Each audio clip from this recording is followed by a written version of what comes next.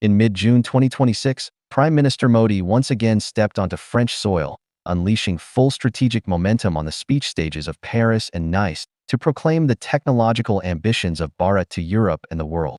At the site of the largest tech startup exhibition in Europe, the high priest was in high spirits, throwing olive branches to the French titans below and warmly inviting French enterprises to bring their capital, design, and even core research and development into India. In his grand narrative, 2026 was designated as the India-France Year of Innovation, a time when Bharat would not only absorb low-end assembly through Make in India, but also launch so-called co-design and co-development initiatives with France in cutting-edge fields such as artificial intelligence, semiconductors, and various deep tech sectors.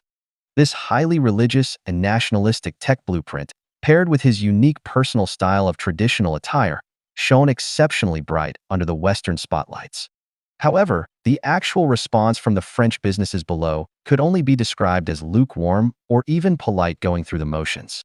While the high priest painted a digital future of starry seas on stage, the French executives below were busy calculating their own ledgers and risks. The so-called positive response mostly remained at the stage of signing verbal letters of intent and making empty promises, with very few projects where real money actually landed. On one hand, though the technological foundation of France is decent within Europe, it is far behind when placed on the global scales of artificial intelligence and semiconductors against China and the US. France itself is still struggling to keep pace with Chinese and US tech giants, leaving them with no surplus top-tier underlying technology to selflessly grant to Bharat. On the other hand, French companies harbor deep-rooted skepticism toward the business environment of India. The reputation of India as a graveyard for foreign companies has long reverberated throughout international business circles, where everything from frequent tax raids to bureaucratic administrative approval tortures makes multinational consortiums shrink back from deep investment, never daring to stake their fortunes on Indian soil. Compared to the illusionary self-indulgence in fields like artificial intelligence, the true focus of cooperation between France and India has always been the military industry. The reason Modi is so eager to showcase a powerful nation posture through sweeping speeches on the international stage is that Bharat is enduring severe, all-around domestic political pressures. Due to the Middle East conflicts since the beginning of the year triggering crises in the Red Sea and the Strait of Hormuz, global supply chains have been heavily impacted, plunging India into unprecedentedly intense energy and fertilizer crises in 2026. The skyrocketing prices of urea and fuel have directly battered its massive agricultural foundation, keeping domestic inflation persistently high, while the rupee exchange rate plummets amid a wave of panic-stricken capital flight. What leaves New Delhi even more humiliated is that the International Monetary Fund, in its evaluation reports, has continuously graded the gross domestic product and national economic accounting data of India as a C, pointing directly to inflated statistics that fail to reflect the true economic situation. Coupled with rare summer heat waves, intense pollution, and shortages of water and electricity in South Asia, grassroots citizens are filled with grievances, pushing the trust crisis of Modi to an unprecedented level. In this moment of domestic and external distress, strengthening military cooperation to purchase and claim the manufacture of more high-tech weapons has become the most effective silver bullet to deflect domestic contradictions. By loudly displaying the massive plan to purchase French Rafale fighter jets, Modi can perfectly construct a grand narrative of Bharat as a military superpower at home. This drastically stimulates the patriotic sentiment and national pride of the local population, diverting attention away from the daily miseries of water cuts, power outages, and soaring prices. When necessary, New Delhi will not even hesitate to utilize border frictions, like the previous Operation Sindoor, to manufacture moderate armed conflicts with neighbors like Pakistan, using external smoke to forcefully silence the surging doubts at home. Yet the French are by no means fools to be deceived, and the military trade calculators of Paris defense giants are clicking loudly. The French know too well how difficult it is to earn the money of Indians, so they never truly intended to transfer core technology to India from the very start. This defensive mindset has clear precedence in the international military industry, just as India and Russia jointly produced Su-30 jets for over 20 years. Yet Indian defense manufacturers still cannot master core engine blades or underlying avionics architecture.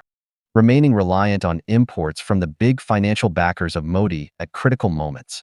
Core technology can never be bought, so French enterprises like Dassault chose a more straightforward strategy by directly tripling the overall price of the weapons compared to normal international levels.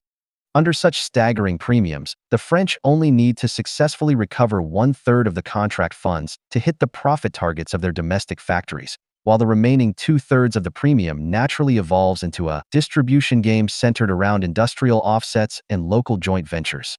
This massive extra capital flows through the forms of joint venture factories and component subcontracts, completing a perfect closed loop among French military enterprises, corrupt Indian military officials, and the core financial backers of Modi, Reliance Group, and Tata Advanced Systems.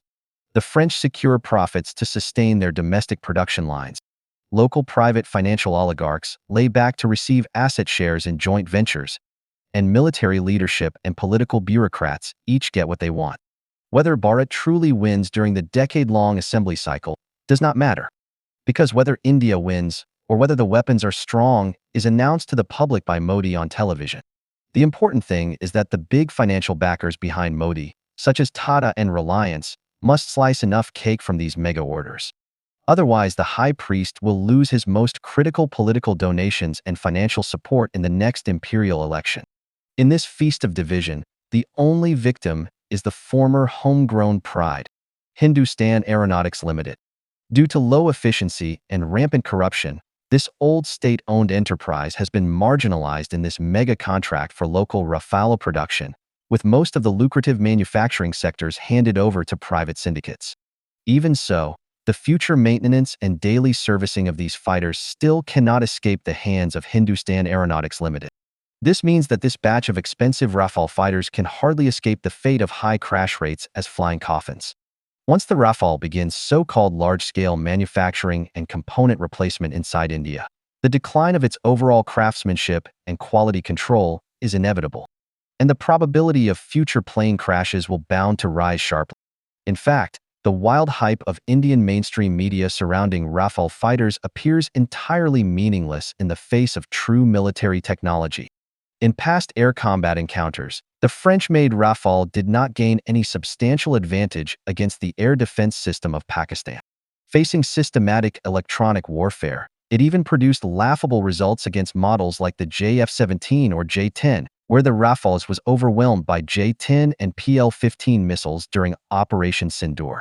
Furthermore, as the Pakistan Air Force begins to equip and form combat capabilities with advanced stealth fighters like the J-35, the airspace dominance illusions of India have been completely shattered on a technical level. In the face of an absolute generational gap between non-stealth and stealth aircraft, no matter how many Rafales the High Priest buys, it is merely a futile struggle. The reason Modi persists with this expensive deal is, for one thing, because he has almost no other options in the international market since the US imposes extremely harsh restrictions and refuses to easily sell core codes or core engines. Secondly, because Russia is deeply entangled in the Ukraine war and too busy to cope, India also fears triggering economic sanctions from the US by purchasing Russian weapons on a large scale. The third and more unspoken hidden reason is that the High Priest hopes to use the local production line to quietly cover up the fighter losses secretly shot down in Operation Sindoor within future balance sheets. By simply repainting tail numbers and altering factory serial numbers, the numbers can be aligned, allowing them to maintain the myth of zero losses on paper forever. For this purpose, even spending 3 times the wasted money is completely worth it on the political ledger.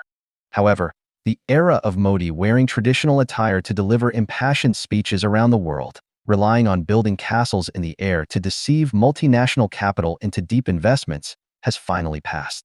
The national credibility of Bharat has been severely overdrawn by years of modifying statistical data and repeatedly targeting foreign capital. In the capital market of 2026, the trend of massive foreign capital outflows and the continuous decline of the rupee has become difficult to reverse under objective economic laws. Relying on the creation of fake military superpower narratives and political kickbacks might sustain votes and media frenzy for a moment, but it can never save the underlying economy of a nation. For Bharat, the only correct way out is to bravely face the real suffering. actively burst the economic bubble blown up by geopolitics, and honestly start from the basics.